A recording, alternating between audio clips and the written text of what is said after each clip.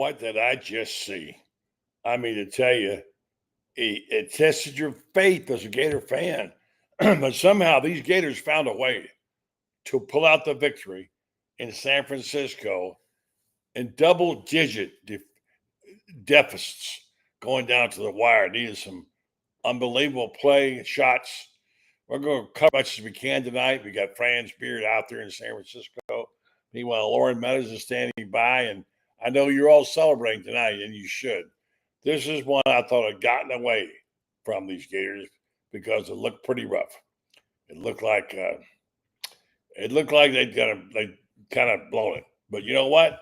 When you're a really good team, you have a certain kind of strength. You can dig down, and they did just that. Coming up next, Lauren Meadows joins me. Franz Beard, how about them Gators? Yes, it's time again for Buddy Martin. Call him up and tell him what you're thinking. But be kind because he's doing the best he can. Better, stronger, faster. Mama says that alligators are ornery because they got all them teeth but no toothbrush. Hey, what if the voice calls while you're gone? Take a message. Bye. You ready, champ? I'm ready for this my whole life. I'm incapable of small talk. But that's why you love me, right? Kind of intimidating to be in the presence of so many great athletes.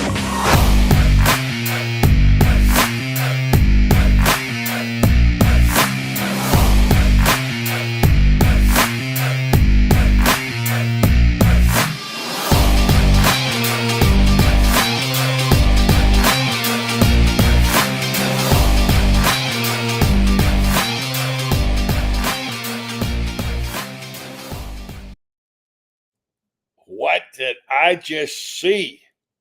My goodness. That was more than a nail bite. That was a finger bite. You chewed your nails and then your fingers, and pretty much all was over. Being down double-digit deficit with under 5 to go. I mean, what a comeback win. There's much to discuss. Some great plays and great players. And like I said in my open here, it's Tommy Haugh, H-O-W. Not Tommy Haugh, H-A-U-G-H. He proved tonight he is a Haugh man. What a great performance by this guy. Without question, the number one six man in America. Didn't believe it? Should have watched it tonight. This guy will agree with me. I guarantee you he'll agree with me because if there's any one thing that we agree on besides the fact that Walter ClaYton, Tommy Haugh is a weapon coming off the bench. And what two gigantic threes, Lauren Meadows, he hit tonight. And then, of course, Walter ClaYton came in and cleaned it up. I'm going to tell you the truth. I thought it was over. Yeah, I did too. I was, I got a flight that I had already paid for to get out there, and I was figuring out where I was going to go this weekend, so I had to use the flight. But yeah, I mean, we talked about it. I mean, Thomas Haugh, how he wasn't the SEC sixth man of the year is still a mystery. You know, no disrespect to Grill of Missouri, but I mean, come on, man. I mean, if proof is in the pudding, and I mean, just like you said, confidence, step up, make it happen threes to get Florida back in the game. And then Walter ClaYton just went, Steph Curry in Curry's house. And I mean, just showed why he, was first team All-American, probably should have been SEC Player of the Year. And, I know they already voted, but I mean, if there's a better player in the country, he should probably be National Player of the Year too, for what he means to his team and the ability to do so many things. But yeah, I thought it was over too. But this team once again finds a way to beat you doing what you do best. And in the end, they made enough of an adjustment to keep Texas Tech from punishing them down low, which is what they were doing. Started to double a little bit. Make no mistake. A lot of people think the better team lost. They said it on the postgame show. Nah, Barclays, but they said that. Right. I didn't say it. I said they said it. A lot of people think that. And I'll say one thing for Kenny. He said, no. They didn't lose it. Walter ClaYton took the game. Basically. Yeah. I mean, you got to, we talk about it. Here's my thing, and this is what I would tell guys like Barkley and others. They know how hard it is to win a championship, and you got to do everything Texas Tech had an opportunity with 1-on-1s to get 4 points. They left 4 points on the table. And so Florida was able to finish with an 18-4 run. You know, you're going to win the national title, go to the Final Four. You got to step to the line and make your free throws like Florida did. They missed 2 straight one-on-one. 2 straight, yeah, that's what I'm saying. So whatever Barkley and those guys are talking, I mean, it's basketball, and that's why you play 40 minutes, not 2.5, not 40 seconds. You play the whole 40 minutes. And like you said, buddy, I mean, I know we're supposed to be impartial on here, but I just had to get loose tonight. And I mean, it was unbelievable. I mean, if you love the Gators, I mean, what a win. And I mean, just shout out to Todd Golden and just a great group of guys all along. I mean, every single person they shortened the bench just a little, played 8 guys, but every guy had a part in it. And, you know, they're off to San Antonio. Like I said, they were shorting the bench. They can't play. I'm going to play 10 guys. They didn't. But, I mean, this was a night Florida turned over the ball uncharacteristically once again. They put a clamp on Walter early in the game. He couldn't seem to get an open shot. The other 2 guys couldn't seem to get theirs. Elijah Martin stepped up big time to make the steal. Yeah. Somebody flipped point. it. I think Walter flipped it. He got it and took it to the house. And that was a huge play.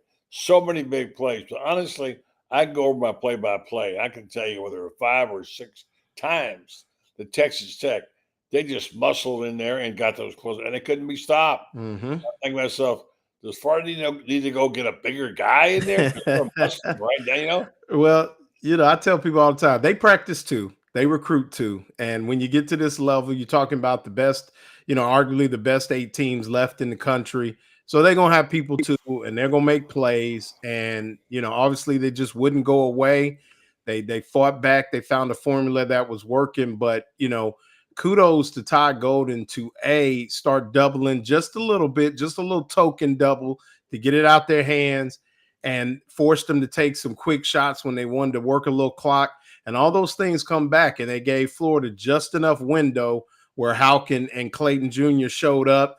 And then they really got some stops defensively that they needed, the last 2 stops late in the game. And here we are, like I said, headed to San Antonio. Yeah, I mean, we can sit here all day long and say we knew they had it all the way. I'm going to tell you what, I thought the Magic had done out. So now, you know, it just happened to teams. Things must come to an end. They couldn't seem to, but you know what? The ability to make those foul shots. Mm-hmm. What were their foul numbers? Some ridiculous number like 19 out of 25 of 27 from the free throw line. Yeah. Hand logged in, missed 2. And that was it. 10 all year long. Well, hand logged and missed 1, a front end, and then ClaYton missed when he got fouled on the first 3. He missed the front end. That was it. But when they needed him, they had to have him. Mm-hmm. Especially Tommy Haugh. Tommy Haugh he makes his when he has to. So shout out to all those guys. What they do, they seem like they find somebody, even on nights when their other guys are not on hitting all else. Like in baseball, they say you don't have your best stuff. They find somebody, and I can see a look on, you know, I can see the look on Todd Golden's face. He's like, what do I do now? I mean, my gosh, they like how they were playing, obviously. They didn't seem to have any answers. But man, the heroics like that, we'll never forget Tommy Haugh for what he did tonight. I mean, they made those 9 points in about, 2 minutes or less? Yeah, no doubt. I mean, yeah, for him to, I mean, that was and it really wasn't in the set. A lot of times his shots are in the flow of the offense. You know, they'll swing it to him, or it'd be like on a pin and pop or, pick and pop. But this one, he kind of caught it, steadied himself, rose up, hit that 3. And then the next one kind of said that was more of a pin and pop, but it was still in his rhythm. And I mean, just having the wherewithal and understanding the moment and the confidence and buddy, you played, I played, we've all made, big plays in different situations, obviously nothing of this magnitude, but you have to steady your nerves, go to those shots that you've been shooting every day in the gym, that's something that and I mean, that's maybe something we ought to talk about too, buddy, is that's a facet of his game that he actually has added in the offseason. He wasn't as a great three. I mean, he made a couple threes last year, but nothing like, I mean, he's been solid all season. And for him to steady himself and make those shots, I mean, it's funny. And buddy, you've covered a million of these tournaments. Isn't it always somebody else that shows up for these teams? Somebody else that makes a play, and that's what you remember. And Haugh will go down in that long list of guys that maybe you didn't expect. We know them as household names, but now the country has been introduced to Thomas Haugh. I went through a whole bunch of World Series with nobody's being the MVP. The big guys never were the MVP. It was always and things just don't happen like you expect. In this situation, I will say that the broad shoulders of Walter ClaYton Jr. Still, you would know you got. I love guards who make their foul shots late in the game. I've always loved that. You got to be able to get the ball, make the play. If you get a foul, make your shots. And he is Steph Curry when it comes to that. He's got a dagger, and I didn't he had 20. What do you have? 30. 24? Ended up 30. Yeah, ended up with 30. He shot 14 free throws.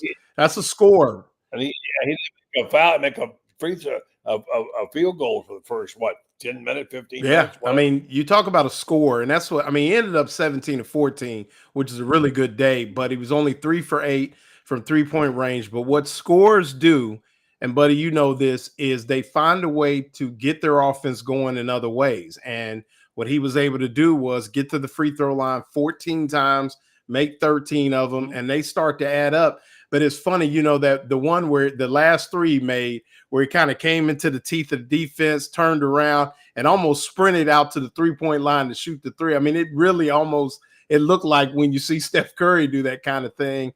And I mean, it was just money. And Walter ClaYton Jr. has been solid.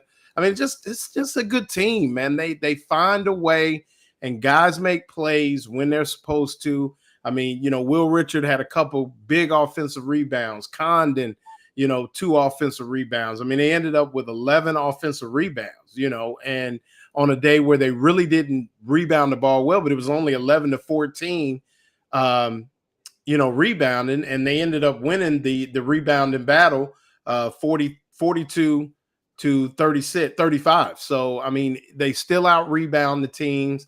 And, I mean, they just got a good basketball team. I mean, they just are really a good basketball team. They adjust on the fly, and they understood the moment. But if you look, never an argument, never about everything. They come together, they're dapping each other up, just saying, come on.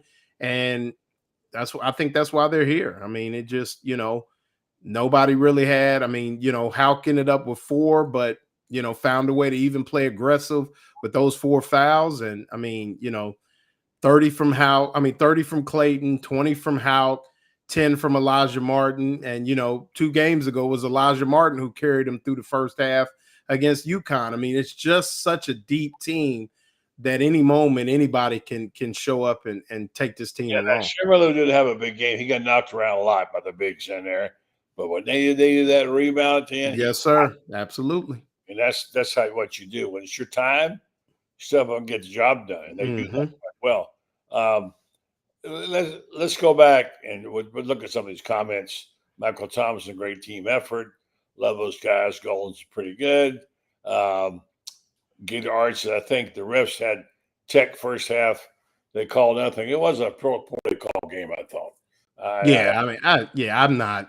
think blaming the refs is like looking under your couch for change to pay the rent. You got to go out and win the game. And so, there's very rarely where I'm like, oh, the reffing was, I know Franz has those analytics and he's probably right, but I just figure, I guarantee you Florida ain't worrying about the refs. They going out there, play ball and take the win. But it's so bad, even the commentators were talking about it. What's it now? They were so bad, even Gundy, Van Gundy was saying what a terrible call it was. Yeah. And that's not very unusual. He's a pretty experienced guy. I wouldn't, if they lost, I never brought it up. Right. To say won, I thought it was pretty piss poor at times. There's no question about it. but you got to overcome that. A good team Mhm. will overcome it.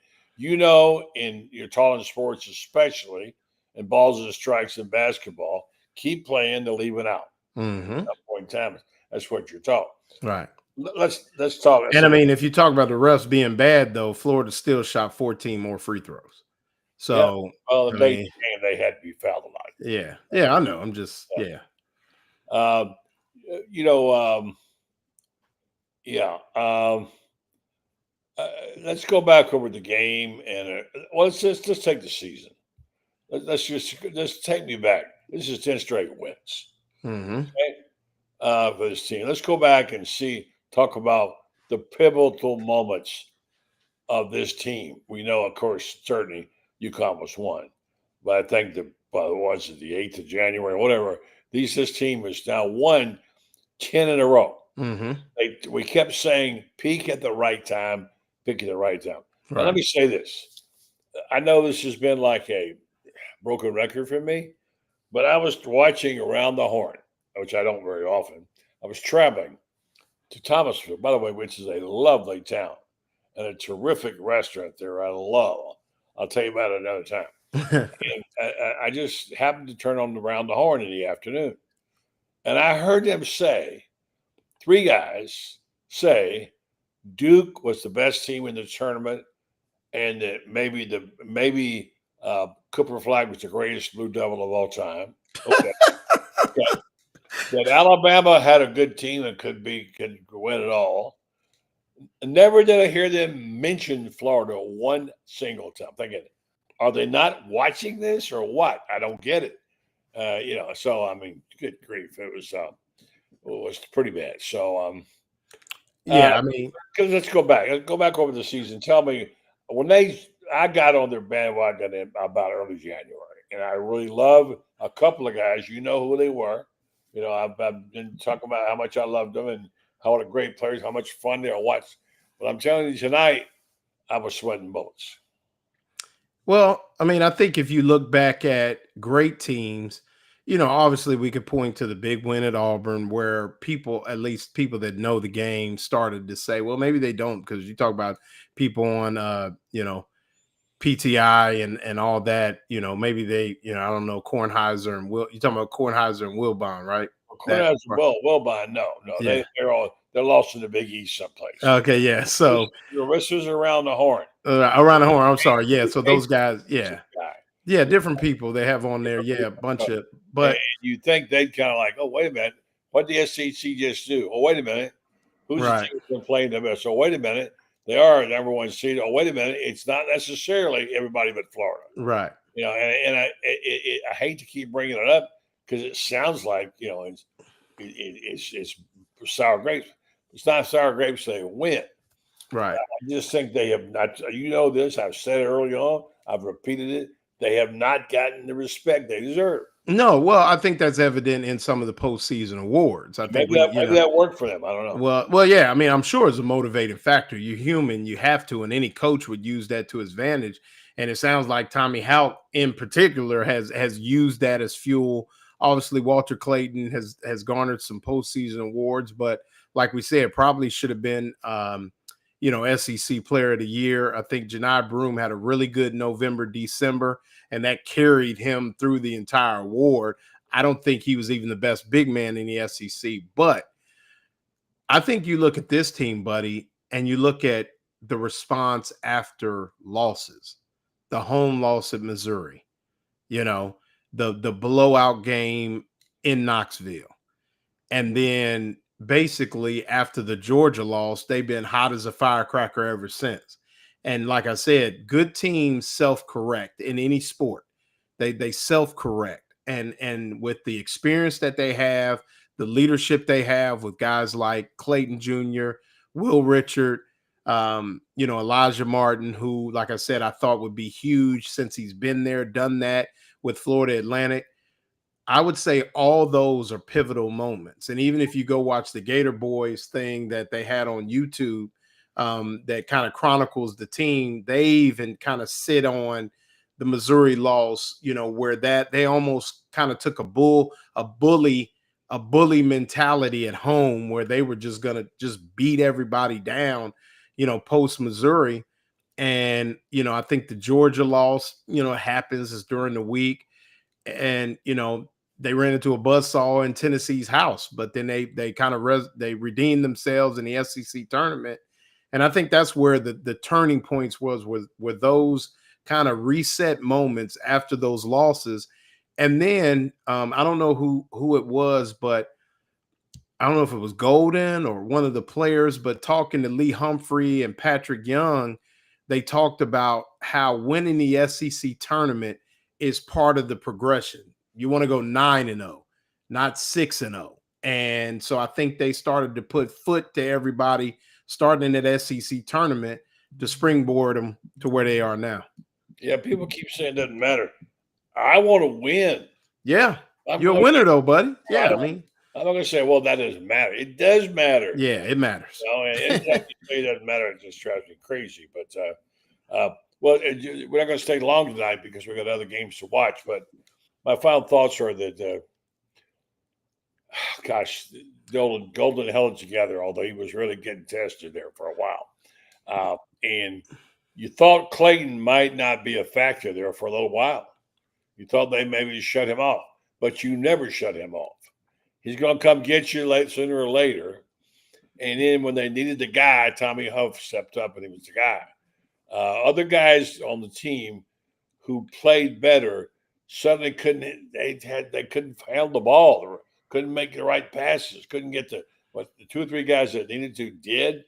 And to come back like that from a 10-point deficit that late in the game to win that, if they're not the favorites to win the Final Four, at least co-favorites, I'm sorry if my friends are around the horn. Duke is not necessarily the best team, please. All right. Duke better get with it tonight. I don't know if they've tipped off yet, but Duke better get with it tonight because Alabama's playing pretty well. And like I said, I think Brett Nelson, his experience, his length could be a problem for Cooper Flagg. And no disrespect to Cooper Flagg, a wonderful player, but I'd like to say there's guys named Leitner, Hurley, a few others that I think would lay claim that if I had to put $1 million on it and I had one game to win, I'd probably take a couple of those guys over Cooper Flagg. But yeah, I mean, Florida has to be. I mean, the longest winning streak in the country, with teams left, their ability to dominate Tennessee, Alabama, who are still left in the tournament. Yeah, I mean, they got to be. I mean, they're definitely co-favorite for sure. And if people like Duke, John Shire won a national title there. Duke's Duke. I mean, I was a Duke fan at one time. So you had your mama worked there. Was that? Well, that was even before. But yeah, I did. Once that happened, since '93, I had to be for a while. And then I had to push along. But I mean, I think that, you're right, buddy. I mean, you're absolutely right. It's 21-16 Duke, I guess Perry Mason said. Yeah. But you're right. I mean, they got to be the favorite. I mean, they're co-favorite for sure. I mean, you won the best conference in basketball going away. Dominated some of the guys who are top seeds. Dominated. Sir? And dominated some of the top. Yeah, absolutely. Absolutely. Yeah, and somebody said Robert Turner. Yeah, I forgot about Grant Hill. Yeah, I'll take Grant Hill over Cooper Flagg too. But yeah, so anyway, but yeah, you're right. I mean, dominated everybody. And here they arrived to San Antonio, the first team to punch their ticket the way they did. And, I hearken back, not to call on Duke, but, buddy, you remember in 91, Duke probably won a game that they really had no business winning when they knocked off Kentucky there at the Meadowlands in New Jersey. And then they arrived to the Final Four, kind of a different team, a rejuvenated team after maybe winning a game that they shouldn't have won. So if you look at it that way, if Florida gets that same pep in their step from maybe winning a game, a lot of people will say they didn't have any business winning. Look out, because the Gators going to be right. I agree with Mike M. I don't think they played their best game yet. No, absolutely not. In the tournament? No. And, a bad shooting night can throw a team off. This team has had the ability to score inside, play defense, make your foul shots, and not turn it over when they don't shoot well. They shot pretty well tonight. They shot the lights out on the foul line. They actually dodged another bullet, and a different kind. Props to Texas Tech, no question about it. They played great, and I tell you what worries me. It's like a football game. When you see a football team line up in the fourth quarter and run it down your throat, it's unnerving to a team to have that. Right. And now physically, they took over the game. That worried me because they could not stop them physically, and they made that little baby hook in there, and it kept on and kept making everything, and everything they threw up there went in. Yeah. And so I'm thinking when that happens, look out. But anyway, all right, I think we're going to go ahead and go watch the game now, Lauren. And, sorry we can't stay with you folks longer. France is tied up with the post game, and I want to say thanks to our sponsors, particularly Renstar Medical Research, and our friends at Titan MRI. Thank you for all the, and of course, Meldon Law, who made this commercial free for you. I know Jeffrey Meldon's loving the innocent Florida basketball. He's out in San Francisco. Yes, he is. You're going out. You're going to San Antonio next week. Yeah, I am. I leave. I'm trying to get my flight changed from Friday morning to Friday evening to Friday morning, so I can get out there a little sooner. Okay. So when I get off with you, I'm gonna call Southwest and see what's happening. You've been out there before, right? Long time ago. It's been almost 20 years that since I've been out there. So I was out there for a coaches convention. So I've been out there in a while. What about yourself?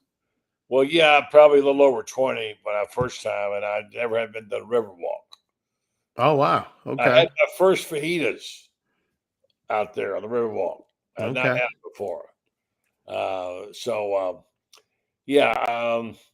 Gatorade, I wish I could, but I don't partake, especially on Red Bull. Tonight, I'm going to go rest my head after that long drive from up in Central Florida. I miss my man Lauren this time around, but you're going to have a good trip this week, man. We're going to have some good times. So. Oh, yeah. Well, I was trying to come see you over at Spurrier's the other night, man, but you know how I was at the interviews for football, and you know how that can be. They're never you're working, man. Yeah, never on time, so I didn't get to get over and holler at you.